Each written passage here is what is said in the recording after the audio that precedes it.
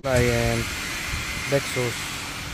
Okay, so for today's vlog ang gagawin natin is itong RX 350 na Lexus. So yan, kung mapapansin nyo, sumabit siya sa barrier hanggang dito sa may fender niya. So yan yung re-repair natin, repair and repaint. So ayan, napalo na natin siya kanina, pero papaluin pa natin yan para makuha natin to. Ayan.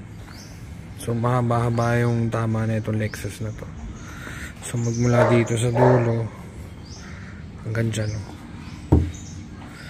So yan yung re-repair natin. Kailangan kasi natin makuha itong may pinakalinya niya. Sa edge kasi tumama kaya may mga lubog-lubog. So yan yung aayusin natin.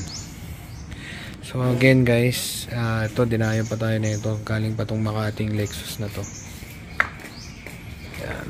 So ayan, na-primeran na natin tong hood ng Lexus natin. So lilihain pa ulit natin yan. Tapos yung mga susunod natin is pwede natin siya kulayan. Yan. So ayan, binubugaan na natin ngayon yung hood niya.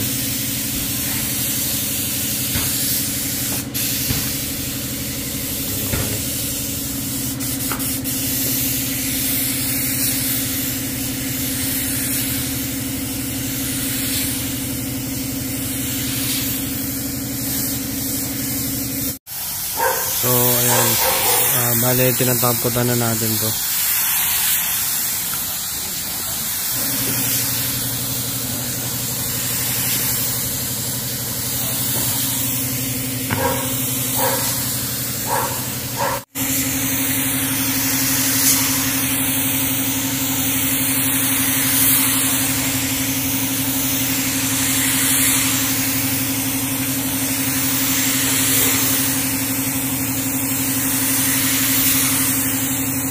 So ayan na, bagong tapos lang.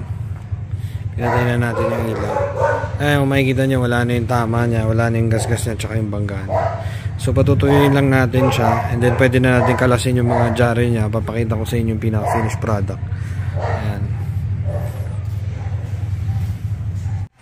So ayan, na-car wash na natin to. Ayan, napaka-pogi. Good as new. Pero may final buffing pa, hindi pa tapos yan.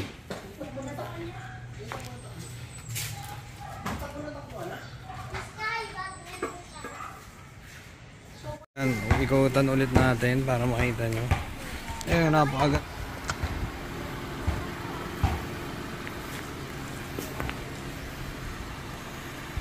Okay, so ayan na yung hood nya. Wala na yung gasgas nya, wala na yung lubog. Ayan. Na siya, pati dito wala na. So yan, para makita nyo buo, okay na siya.